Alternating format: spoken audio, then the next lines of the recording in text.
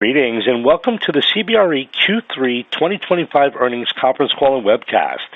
At this time, all participants are in listen-only mode. A question-and-answer session will follow the formal presentation. You may be placed into question queue at any time by pressing star one on your telephone keypad, and we ask that you please ask one question, one follow-up, then return to the queue. If anyone should require operator assistance, please press star zero on your telephone keypad. As a reminder, this conference is being recorded. It's now my pleasure to turn the call over to your host, Chandni Luthra, Global Head of FP&A and Investor Relations. Please go ahead.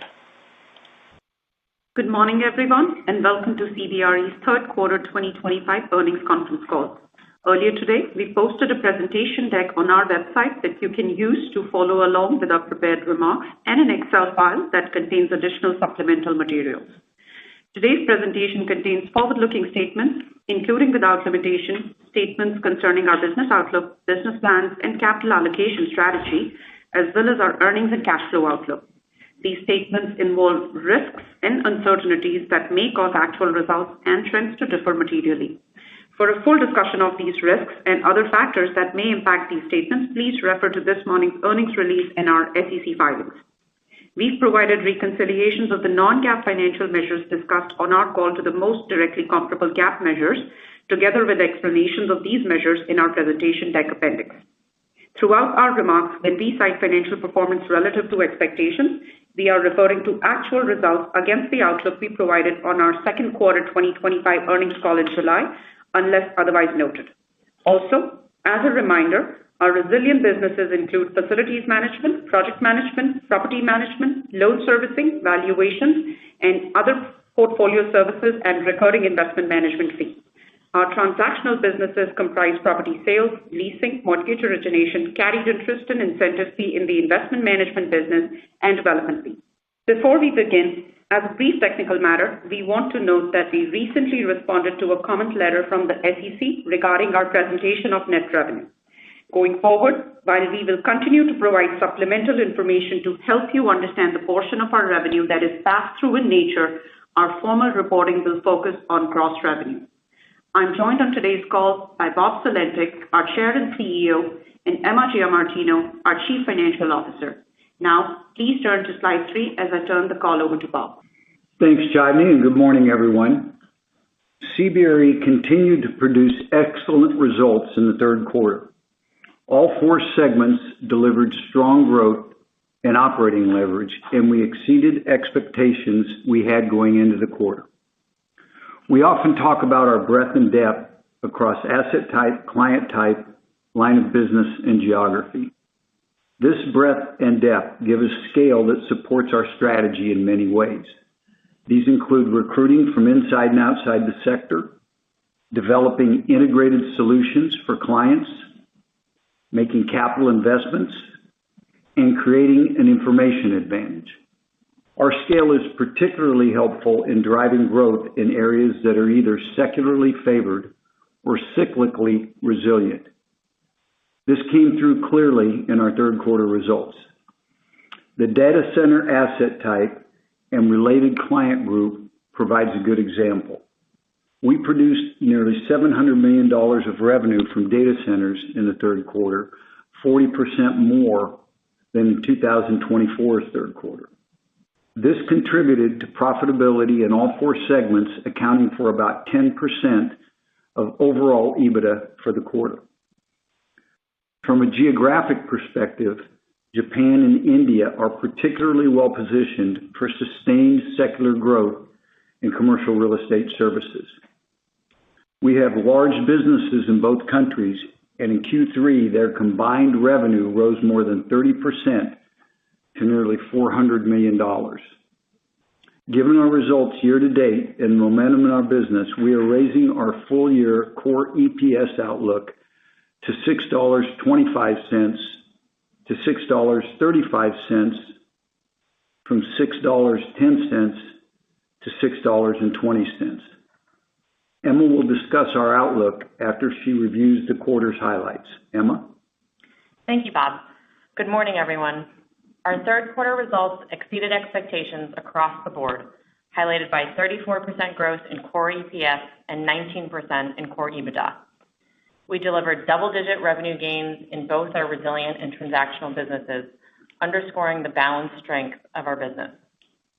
Throughout my segment discussion, I will cite growth rates in local currency. This does not reflect a 1 to 2% FX benefit to the USD growth rates. As Chandni mentioned, we will no longer report net revenue. However, internally, we continue to focus on revenue excluding pass-through costs as our primary growth metric, as we believe it best captures the value of the services we deliver to our clients. Now I'll detail our performance for each segment, beginning on slide 4. In advisory services, revenue growth exceeded expectations, rising 16%, led by outperformance in both leasing and sales. Global leasing revenue rose 17%, accelerating from the second quarter despite a tougher year-over-year comparison. In the U.S., leasing reached its highest level for any third quarter, growing 18%. U.S. industrial increased 27% as third-party logistics providers continued to take more space and larger occupiers came back to the market. Data center leasing picked up materially, resulting in a more than doubling of revenue over last year. In addition, U.S. office leasing once again rose by double digits. Outside the U.S., APAC leasing was strong, driven by India and Japan, while results were mixed in Europe. Our property sales business delivered 28% revenue growth. Like leasing, U.S. sales saw strength in office, industrial, and data centers. Outside the U.S., we saw particularly strong sales growth in Germany, the Netherlands, and Japan. High teens mortgage origination revenue growth was driven by an increase in origination fees primarily from CMBS lenders, banks, and debt funds. Advisory SOP grew 23%, reflecting strong operating leverage. Turning to our building operations and experience segment on slide 5, we saw 11% revenue growth. In the enterprise business, growth was driven by work for data center hyperscalers, as well as new client wins and expansions in the technology, life sciences, and healthcare sectors. Our local business achieved a mid-teens revenue increase, supported by continued growth in the UK and the Americas. Revenue in the Americas was up 30%, reflecting strong market share gains for this business. BOE SOP grew 15%, delivering operating leverage driven by continued cost efficiencies across the segment. Please turn to slide 6. In the project management segment, revenue increased 19%, while pass-through costs rose 23%. We achieved broad-based double-digit revenue growth supported by the UK, the Middle East, and North America. Legacy Turner & Townsend's revenue in North America has more than doubled since 2022, demonstrating the benefit of being part of the larger CBRE platform, and we see significant runway for further gains in this large, lightly penetrated market.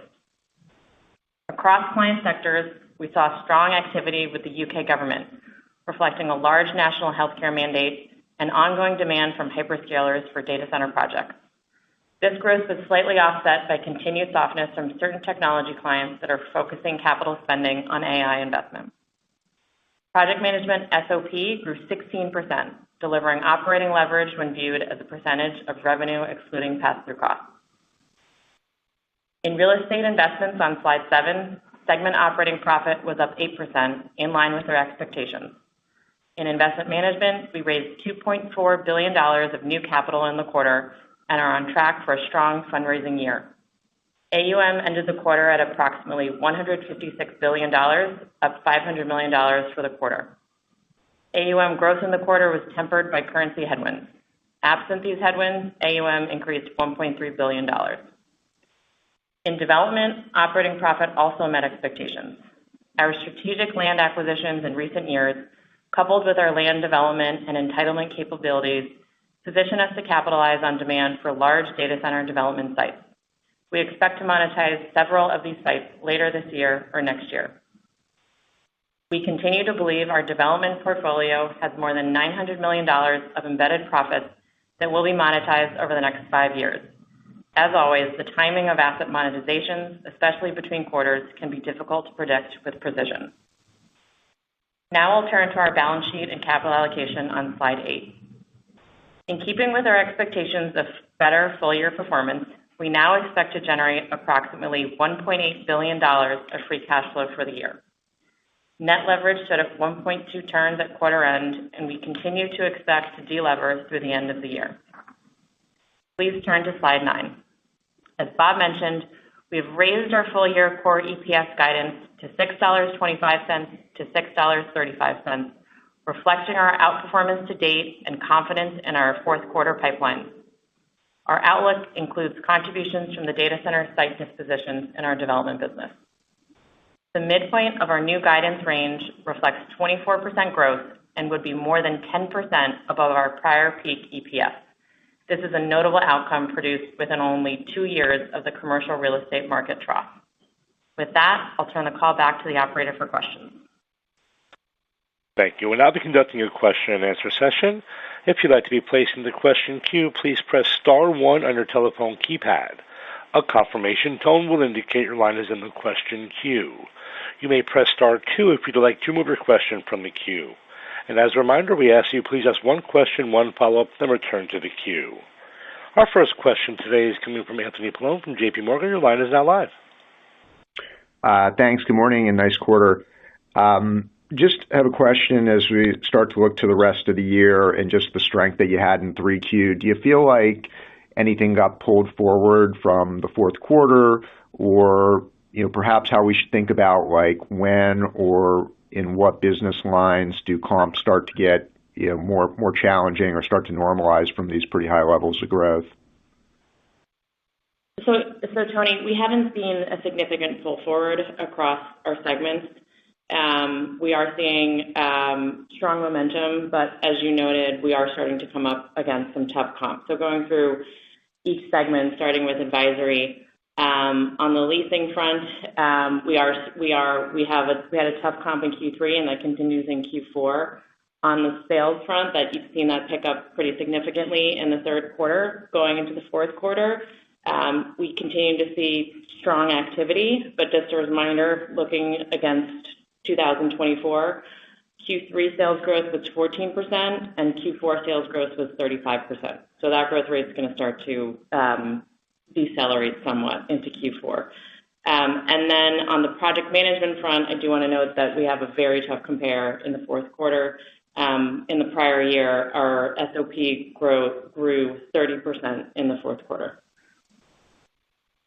Okay, thank you for that. And then just my follow-up, can you maybe comment on the M&A pipeline, especially given the free cash flow, and also whether that had any impact on not buying back stock in the quarter? Thanks. So Tony, our capital allocation priorities remain as they've always been. We prioritize M&A and co-investment into REI, and we use the remainder of the free cash flow that we generate for share repurchases. We do continue to believe that our share price is undervalued, and we'll buy back shares in the absence of M&A. As you know, I can't comment on particulars of what we're targeting, but we continue to focus on the areas of our business that are resilient, that can benefit from secular tailwinds, and we're looking for targets that are extremely well operated, that can really benefit from being a part of the CBRE platform. We're extremely patient to find the right deals. We're actively advancing our M&A approach, improving our integration, improving our identification of new deals, and we're very confident that we'll find the right targets over time. Okay, thank you. Thank you. Next question today is coming from Julian Bowman from Goldman Sachs. Your line is now live. Yeah, thank you for the question and congratulations on the quarter. Bob, I wanted to ask you, advisory sales results were very impressive again this quarter, but just taking a step back, there appears to still be this latent need to transact from both older vintage real estate funds that need to return capital to investors to start their next fundraising cycles, and then more recent vintages are still sitting on a lot of dry powder. So I guess taking stock of all that versus what's sort of happening in the macro, where are we in the CRE transaction market recovery, and how much more room is there to run? Well, we think about that a lot, as you would expect, Julian. And I think in general, we would say that we expect a longer, slower recovery in the sales part of our business than we've seen historically. And we're early into that recovery. We expect it to run for some time. Obviously, in September, when interest rates ticked down, sales activity picked up. But we do have strong pipelines. People talk about pent-up demand. There's pent-up demand on both sides. There's pent-up demand from buyers. You mentioned the capital stores that the real estate investors have, and there's a lot of owners of assets that are ready to sell the assets. And the gap between buy-sell expectations has closed pretty significantly. So we expect a nice, strong, steady recovery investment sales over the next couple of years. Obviously, if something happens in the macro economy that would interrupt that in one direction or another, it could change our expectations, but that's where we are right now.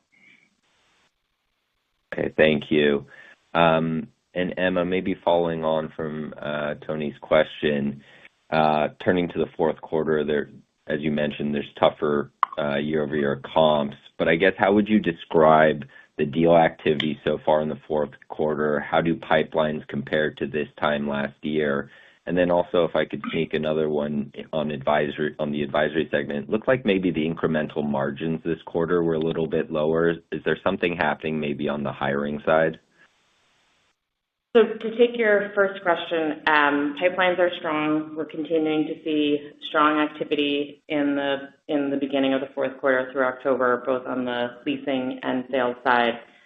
I do want to say that we provided a guidance range up to 635, and that largely incorporates the flow through from outperformance in the third quarter. But if everything goes as we're expecting, if transaction activity continues as we're seeing right now and as we expect, and if these development sites that we have a high confidence will monetize this year do turn out, we will be at the high end of our EPS range. On the margin side within advisory, our incrementals were a little over 25% this quarter, which is lower than what we've seen earlier in the year. And the major impact there was an increase in incentive comp because of the performance of the overall segment of business. Okay, thank you. Thank you. Next question is coming from Ronald Kamdem from Morgan Stanley. Your line is now live. Hey, just sticking with the advisory segment a little bit, clearly where the outperformance came this quarter. Maybe can you talk a little bit just about sort of the talent in terms of people? Are you appropriately staffed? Do you want to hire more people? What's the competition like? Just sort of color on how you're thinking about this gradual recovery and your positioning. Thanks. Well, again, something we focus on all the time, and I would say we are appropriately staffed, but we're also adding where we find the right talent. We've got capacity in our leasing brokerage team to do more, and we've got considerable capacity in both our sales team and our mortgage origination teams. We have had a really good run with talent across our brokerage business, but in particular in the leasing business. And when you look at, and we've taken considerable market share over the last couple of years and improved our leasing product. And what's gone on there is we've, around the world, made significant upgrades to our local leasing leadership teams. We have a managed brokerage platform that we use that's supported by a technology tool that helps us identify where in the market we have holes in our coverage, and we aggressively try to close those holes. We also use it to manage our interface with our clients. The tools we support our leasing business with, the technology tools, the data we support our leasing business with, the research we support our leasing business with, the advisory tools like workplace design, labor analytics, have allowed us to move ahead in that business, not only in landing new business, but in landing new talent and retaining the talent we have. So we're in a really good place with our brokerage talent. We've made some significant recruits on the investment sales and especially on the mortgage origination side of the business also. So we're well staffed. We have plenty of capacity in that staff, but we're also looking to add talent because, as we've already talked about on this call and in our prepared remarks, the market's strong and our pipelines are strong. and we are expecting growth. Helpful.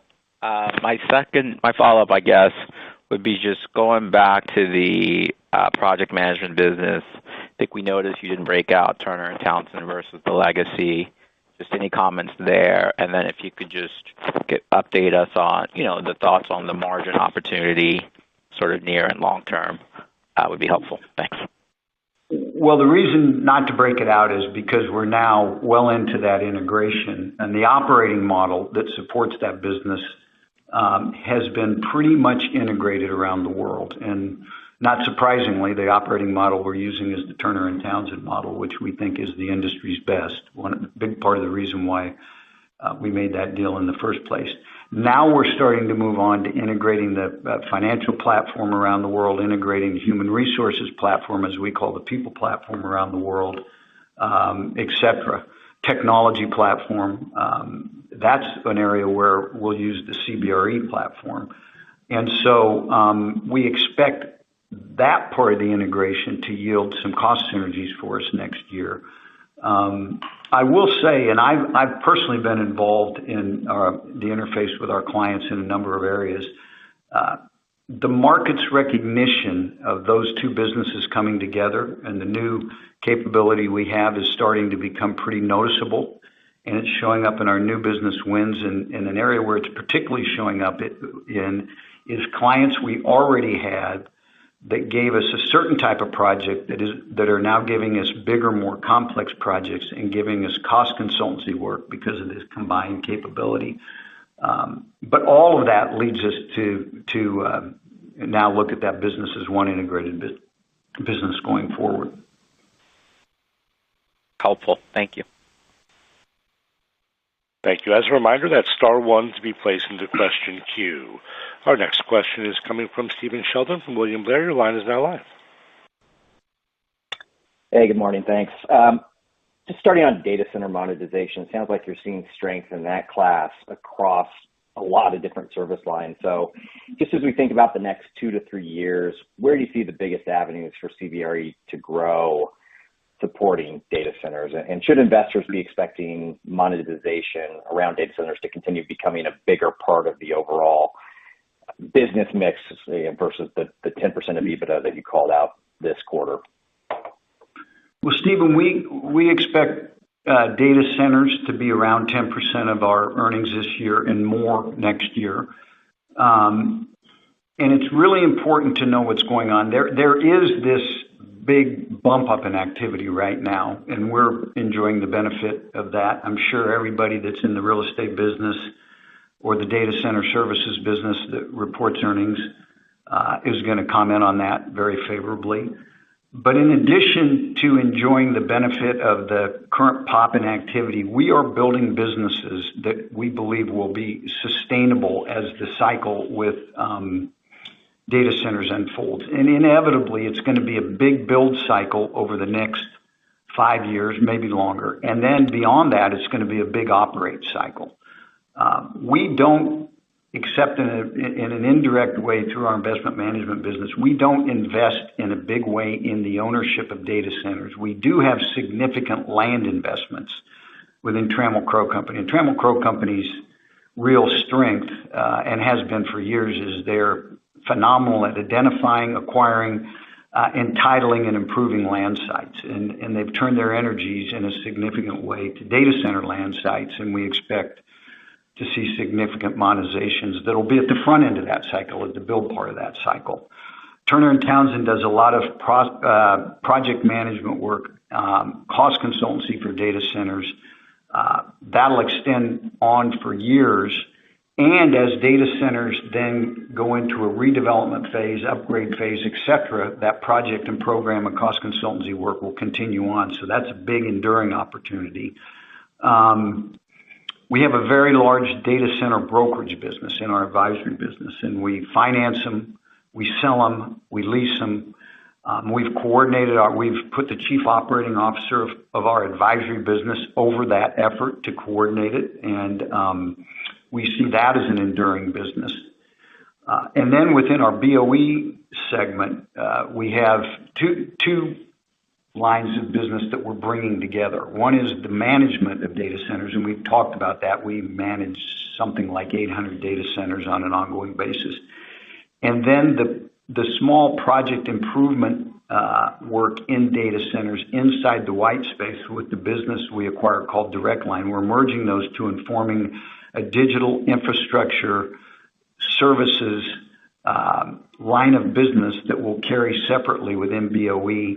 And that business is particularly well suited to perform well, not only now as data centers are being built, but we think that the actual operation of data centers and refit of data centers as that life cycle evolves will really play to that business. So we're enjoying the benefit of the big pop that's going on in the short run, but we're building businesses similar to the strategy we've had with our other resilient businesses that we think will endure well into the future in data centers. Got it. Yeah, very helpful context. It seems like there's a lot to be excited about there. Maybe as a follow-up, just as you think about CBRE's relationship with occupiers, I think you've been talking more about how you can create better touch points with them and hopefully drive more wallet share gains over time. So any updates on what you're doing there and the timeline, if some of these things work, the timeline to potentially see wallet share gains with large occupier clients pick up even more? Our relationship with occupiers is evolving pretty rapidly right now, and our view as to how we serve the big occupiers has evolved. A big part of that is driven by our acquisition of Turner & Townsend and our acquisition of Industrious. And when you look at what we provide to big occupiers, we provide things for them across all four segments. So obviously in BOE, we provide facilities management. And obviously in the Turner & Townsend or the project management segment, we provide program management, project management, and cost consultancy. So you look at where those two businesses are today, where they were historically. We went out and spent the better part of $1 billion to buy an experience business, Industrious. We now have that as part of our facilities management, as part of that part of our occupier offering, and it doesn't exist elsewhere in our segment, and it is proving to be a real advantage as we go to market in that business. We now have a project management capability and a cost consultancy capability to do a different kind of project work than we or others in our sector were able to do previously, and that is appealing to our clients. In our brokerage business, we've talked already today about the gains we've made in leasing. Leasing is a huge business for us. Leasing is a very, very important part of what we do for occupiers. That business has pulled away from where it's been historically. And then in our development business in Trammell Crow Company, we have something that's important to the occupiers that doesn't exist in a significant way elsewhere in the segment, and that is our build-to-suit capability. And we do a lot of build-to-suit work for big occupiers around the world, particularly here in the U.S., but some around the world. And what we've decided to do in that business is to go to our clients and say, we can offer any one of these four things to you in a way that we think is unique and advantages you. And if you want to buy them that way, we'll sell them to you that way. And if you enjoy the benefits of what we sell you because it's better than you can get elsewhere, we know you're going to buy the other stuff. And we've learned that a lot of these clients like to buy that way. They want to just buy facilities management or project management or build-to-suit services. But the cross-sell that comes is when they're satisfied with each of those things, they're more likely to buy the others. And then in certain cases, we will have clients, and we've had some recent experience that's been very compelling, that'll say, you know what, we want to buy some of this on a bundled basis. And that's how we're thinking about that today. Great, thank you. Thank you. Next question is coming from Alex Kramm from UBS. Your line is now live. Yes, hey, not sure if this is on the same topic, but maybe can you just talk about your BOE outlook and pipelines a little bit more? I know earlier this year with all the tariffs, et cetera, I think there was maybe some uncertainty and maybe things took a little bit longer. So just wondering how pipelines have trended and if you think things have generally normalized on the BOE side. Yes, absolutely. I'd say normalized and improved, even beyond that. So within our BOE segment, especially within enterprise, our pipelines are very strong, and we're expecting to have a Q4 volume of sales that is at a significantly elevated level. As you mentioned, Alex, there is a decent lead time between a sale and when that shows up in our revenue, when that contract is converted, because these are very large contracts. And so that elevated volume of sales should start to show up in our BOE revenue towards the second half of next year. All right. And then a very quick follow-up on the data center divestment. I don't think you've sized that. Can you the one that potentially is going to slip into 2026, how should we think about the EPS impact if it comes through or not?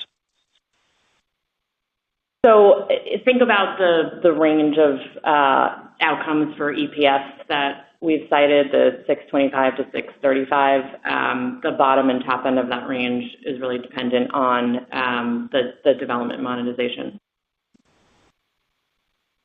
Helpful. Thank you. Thank you. Next question is coming from Steve Sakwa from Evercore ISI. Your line is now live. Yeah, thanks. I just wanted to maybe go back on the buyback. I'm trying to understand if maybe there was some deal activity that was maybe being kicked around internally that, I guess, precluded you from buying back stock in the third quarter, or that was more of an active decision kind of not to buy back stock in the third quarter? I will say it was not an active decision not to buy back stock. We feel, as we've always said, we feel that our share price is undervalued. We continue to believe that it's undervalued. And so when we have cash flow available or in our projections it's available, we will be buying back shares. But as you know, it's difficult to talk about our M&A pipeline or our activity there until we get something done. No, understood. Thank you. And then, Bob, I guess a question that we get a lot is around the facilities management business, and I guess maybe the ultimate TAM of that business. And I realize, depending on how you size it up, it's a couple $1 billion business. But how do you think about the ultimate TAM of facilities management, or how do you think about your market share in that business globally? Well, Steve, we've forever tried to measure that TAM, and you can get some pretty crazy large numbers. What I will say is we've consistently expanded our TAM. So the work we do with data centers definitively has expanded the TAM. We operate a lot of data centers, and we're positioned to operate more, and that's a growing asset class. The J&J acquisition, which moved us into government work and in a bigger way into hospitals, expanded our TAM. And of course, that dimension is very, very large, potentially. The direct line acquisition, where we do work inside the white space in data centers, expanded our TAM. So right on down the line, the things we've done in that business have expanded our TAM. And each one of these, depending on how you measure it, could have a huge impact. That's one of the things that has made us increasingly optimistic about our ability to grow CBRE is, A, we've expanded our TAM in a way that we think is pretty hard for others to do, and B, we've grown into that space as we've expanded it. So I would tell you that we've done all kinds of work with our strategy group in-house. We've done a bunch of work with very, very top strategy people outside, and there's not a single view of that would suggest we're anywhere near bumping up against our total addressable market, and we believe we can continue to expand that market. Great, thank you. That's it. Thank you. Next question is coming from Seth Bergey from Citi. Your line is now live. Hi. I guess my first one is back on the data center development sites. Do those have access to power, or is that kind of a constraint there?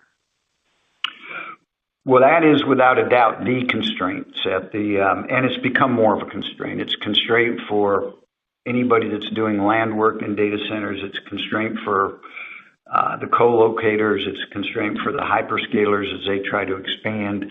And what we do is we put ourselves in a position by acquiring land or securing control over land, getting entitlements to that land, making certain improvements to that land, and putting that land in a position where the ultimate users of the land, who are often hyperscalers, are well positioned to work with the utility authorities to gain power. And that's really how our strategy in that part of the business works. And it tends to work well, but it's very competitive to get power. Thanks. And then I guess my second one is just back to the leasing. What's specifically for office, is that, are you seeing broad-based kind of activity there, or is that concentrated in more gateway cities or different classes of office there? Or any color you can add on the pipelines you're seeing there would be helpful. Well, it is broad-based, but it hasn't been the same every quarter. So last quarter we talked about, secondary and tertiary markets being relatively strong compared to the gateway markets. We were a little surprised by that. And I got a question, or we got a question at the beginning of the call about what we were surprised by. But I think what we were surprised by in the third quarter was the resurgence on a relative basis of the gateway markets. They were really strong. New York in particular, San Francisco in particular. But if you look over the course of the last 12 months and you look at our pipelines, I think our expectation, it's fair to say our expectation is you're going to see broad-based growth in office building leasing. And we don't believe we're borrowing from the future. What we believe is there's a lot of different ways to look at it. People still talk about return to the office. We don't really talk about it that way. What I would say is it's more of a return to the mean. Number one, in other words, COVID is so far in the rearview mirror, all the arguments pro and con on office space have kind of disappeared, and people are thinking about it more like they thought about it before. But secondly, and this is true of real estate in general, which is another reason why we're so excited about our opportunity.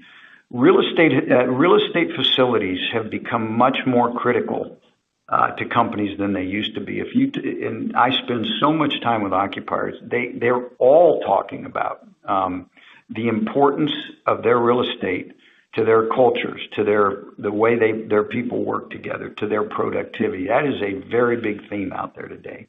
If you go out and look at our warehouse business, our distribution center business, it is so much more strategic to our clients than it ever was historically. I started leasing warehouses. They were just big shell buildings, not nearly as big as they are now.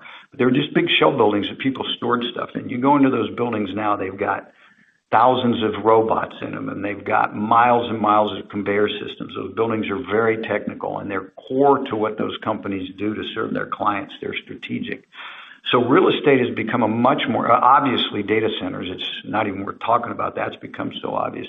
Real estate has become a much more strategic asset class than it used to be, and that's true of office buildings just like it is other aspects of commercial real estate. Great, thanks. Thank you. Next question is coming from Jay Ramani from KBW. Your line is now live. Thank you very much. To follow up on office, can you talk about the strength of the sector in the U.S. and if you're seeing, the recovery being driven by Class A and Class A plus premier workspaces, plus new development that has robust leasing, or if you believe it's becoming more widespread and that below Class A, Class B, such assets in secondary submarkets is the next leg of growth that you see coming? Yeah, well, what's going on, Jade, is kind of what we thought might go on a year ago. So when the very best main buildings get filled up and there's still demand for really high quality space, then you see people starting to convert buildings that are of lesser quality to higher quality. That's clearly happening here in Manhattan.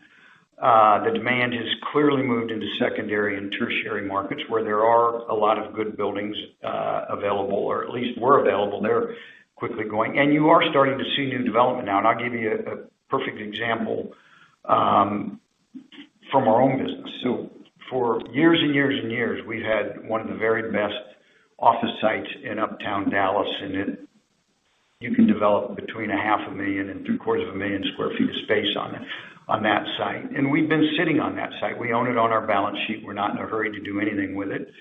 And we now have a couple of large users, high credit users, that are very interested in that site. Pretty good odds we'll go ahead and kick that site off and bring 500,000-600,000 square feet of new prime Class A space into the market.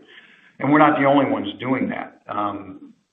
3 years ago, if we were having this conversation, or 4 years ago, that wouldn't be part of the conversation, but it is now.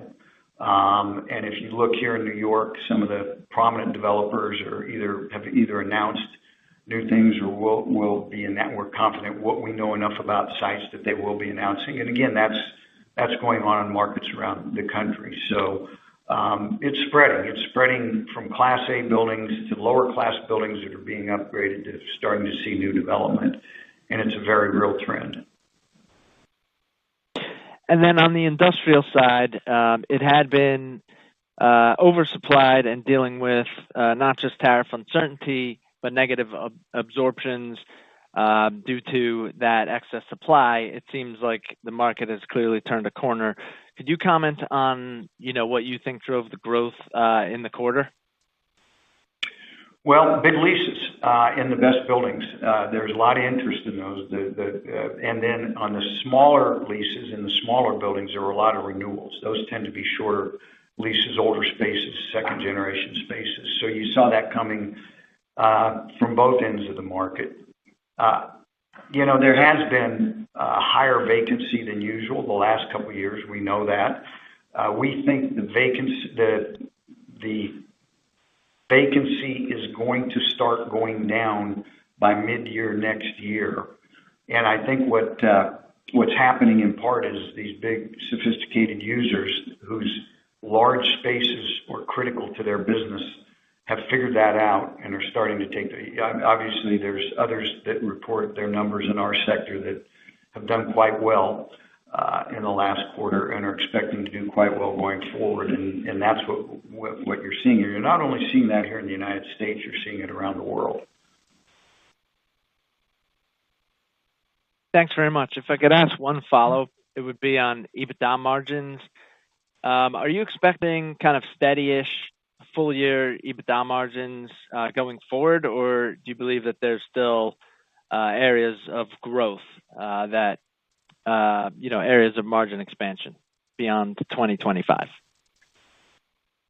So Jade, we look at our margins within our services segments, and as you know, the development margins can be pretty lumpy. And so within advisory for the full year, I think we're very close to our peak margins, at least going back to 2019. And we think that that's a pretty healthy margin, and we expect that to be sustained. Within BOE, we're going to deliver, as you know, good margin expansion this year. And as Bob noted, across facilities management, property management, we're going to see more synergies next year. And so you should expect that margin to continue to increase. And then project management as well, as those cost synergies start to come in. And so you should expect to see some incremental margin expansion going into next year. Thanks so much. Thank you. We've reached the end of our question and answer session. I'd like to turn the floor back over for any further closing comments. Thanks for joining us, everyone, and we'll talk to you next when we report year-end earnings. Thank you. That does conclude today's teleconference webcast. You may disconnect your line at this time and have a wonderful day. We thank you for your participation today.